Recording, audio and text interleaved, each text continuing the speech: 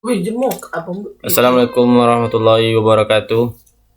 Kembali lagi bersama saya M. Junedi Zidane, mahasiswa Teknik Informatika Universitas Islam Negeri Sultan Syarif Kasim Riau.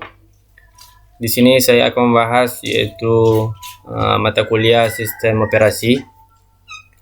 Yang pertama kita akan membahas pengenalan sistem operasi. Langsung saja kita masuk ke pembahasannya. Yang pertama kita akan membahas apa itu sistem operasi, tujuan sistem operasi, fungsi sistem operasi, dan jenis dan tipe-tipe sistem operasi, kelebihan dan kelemahannya, dan terakhir itu pengalaman dalam menggunakan sistem operasi. Kita masuk yang pertama yaitu apa itu sistem operasi.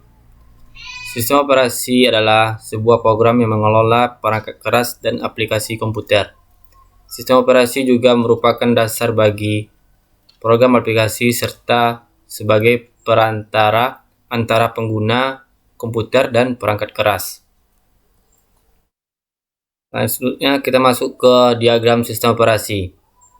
Di sini terdapat 1, 2, 3, dan 4 bagian.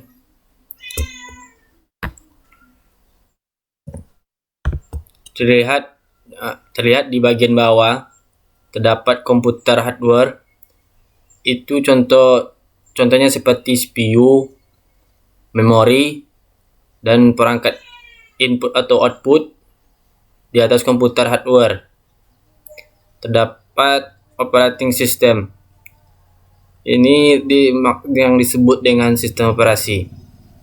Kemudian di atas operating system terdapat sistem atau application program, yaitu adalah sistem atau pemrograman aplikasi yang berfungsi untuk menjalankan program-program spesifik.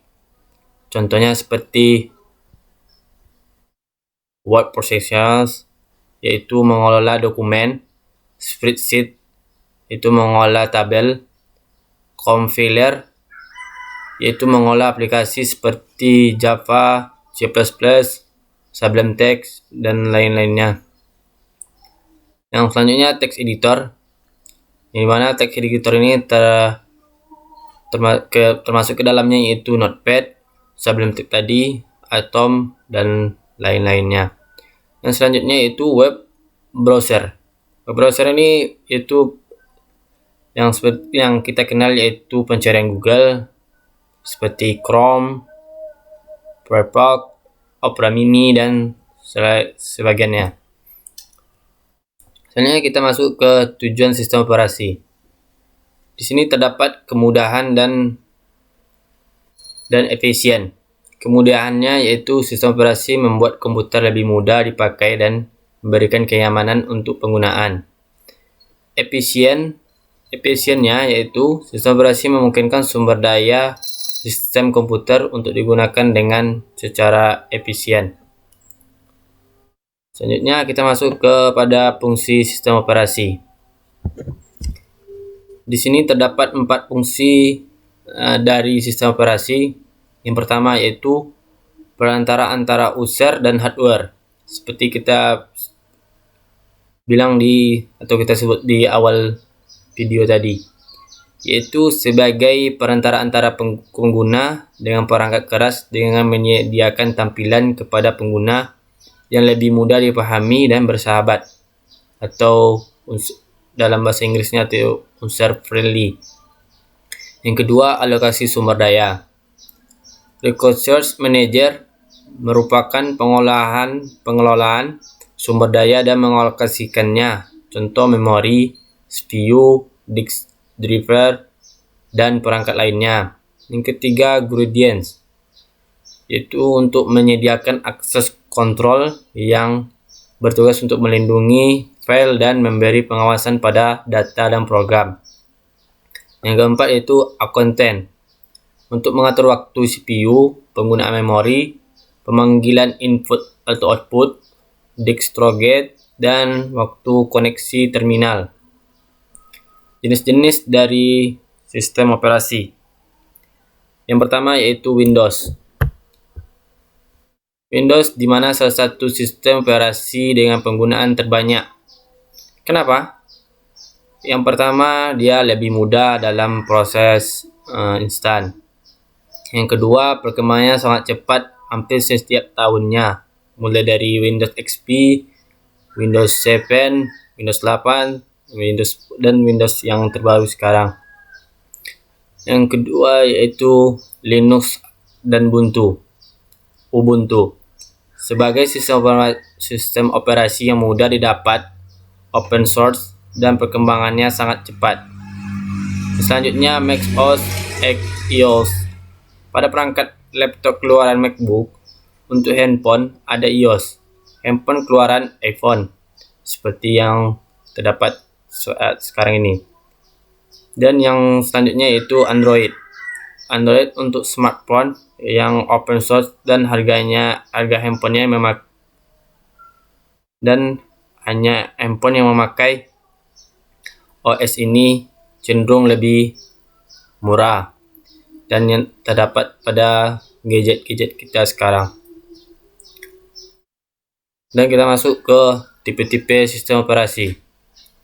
Yang pertama yaitu batch OS, yaitu job-job yang mirip dikumpulkan dan dijalankan secara kelompok. Setelah selesai maka secara otomatis kelompok lain dijalankan. Yang kedua, time sharing OS, CPU dengan sistem tunggal yang membagi setiap tugas dengan waktu untuk eksekusi masing-masingnya. Yang ketiga, distributed OS, sekumpulan komputer dan prosesor yang terhubung dalam suatu jaringan. Koleksi-koleksi dari objek ini secara tertutup bekerja secara bersama-sama untuk melakukan suatu tugas atau pekerjaan tertentu.